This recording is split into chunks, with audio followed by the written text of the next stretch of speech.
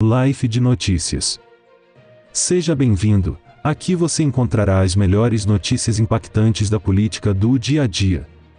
Os ministros Alexandre de Moraes e André Mendonça tiveram um momento de discussão mais ríspida em sessão do Supremo Tribunal Federal. O motivo da discórdia foi a proposta de Alexandre de Moraes que mantém a validade de votos proferidos por ministros que já se aposentaram quando o julgamento é reiniciado. Na prática, a decisão barra participação de magistrados mais novatos, como é o caso de Mendonça e Nunes Marques, em julgamentos já iniciados. Sobre a questão de ordem, eu adianto minha discordância, logicamente com as devidas vênias, não só o proponente, mas aqueles que, porventura, se alinham a esse entendimento. Manifesto minha concordância com esses dois pontos, mas não com a questão central. Por quê? Para mim é uma questão de constitucionalidade, de contraditório e de ampla defesa. Eu estou tratando aqui de um prosseguimento de julgamento ou é um novo julgamento?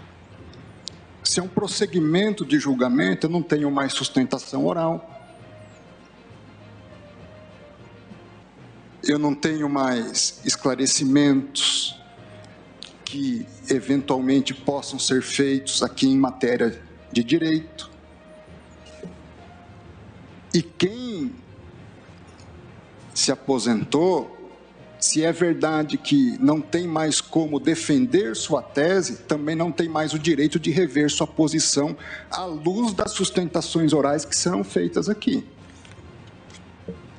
Então, a questão aqui é de direito constitucional, de contraditório, sob a minha ótica, e de ampla defesa.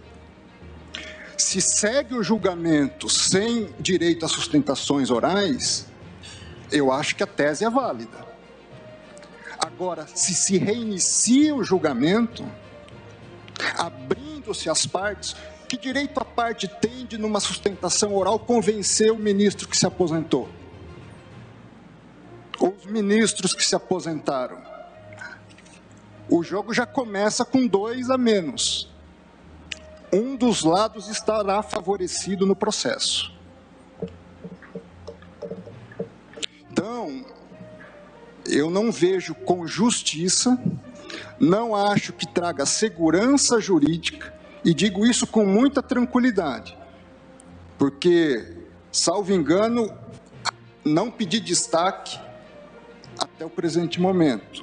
Eu costumo pedir vistas para meditar sobre o assunto, porque entendo que, até em respeito, às vezes, aos votos que já foram lançados.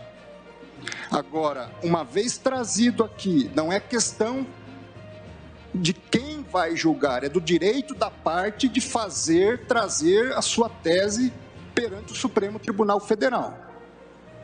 Ela não terá direito de trazer sua tese a todos os ministros.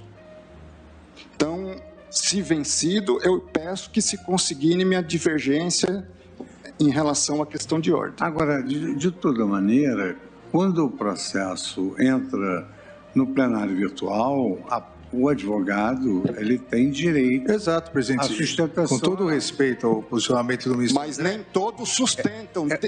Nem todos de nós temos tempo para fazer a devida atenção nas sustentações orais que estão no plenário virtual. Não, isso eu não concordo. Desculpe, ministro André. O meu gabinete tem tempo de verificar todas as sustentações orais. Não é o gabinete, são os ministros do Supremo Tribunal Federal. Eu ouço todos. A verdade é que é uma mera liberalidade nós novamente deixarmos fazer sustentação oral. Não é liberalidade sob a minha ótica. É porque não há nenhuma previsão constitucional ou legal nisso. E também não há previsão constitucional ou legal. Me perdoe, ministro. Desculpe, eu não vou interromper. A palavra comigo. Presidente, é uma mera liberalidade a repetição.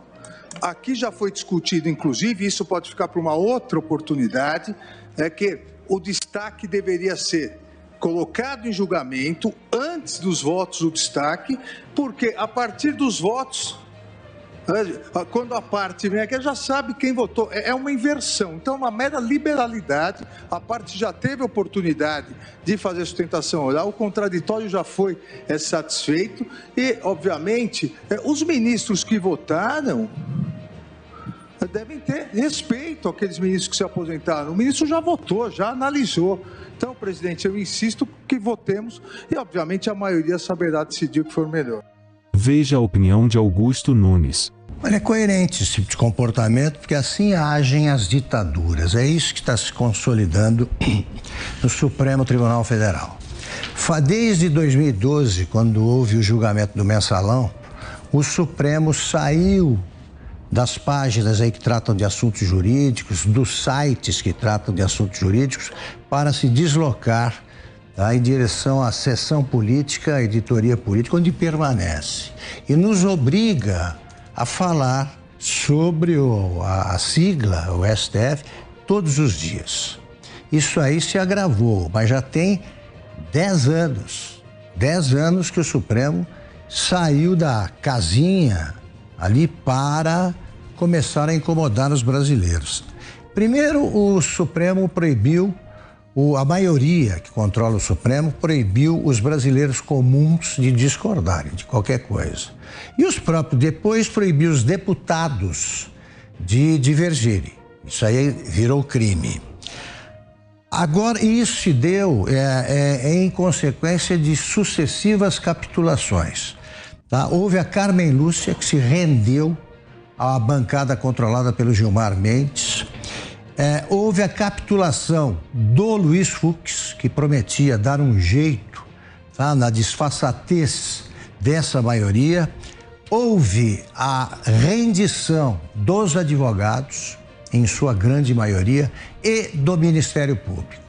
Então, o que é que está acontecendo? Agora, o Supremo Tribunal Federal, a maioria, o grupo dos 9, ele quer impedir que os próprios ministros, os 2 ministros nomeados pelo Bolsonaro, isso aí é um anátema.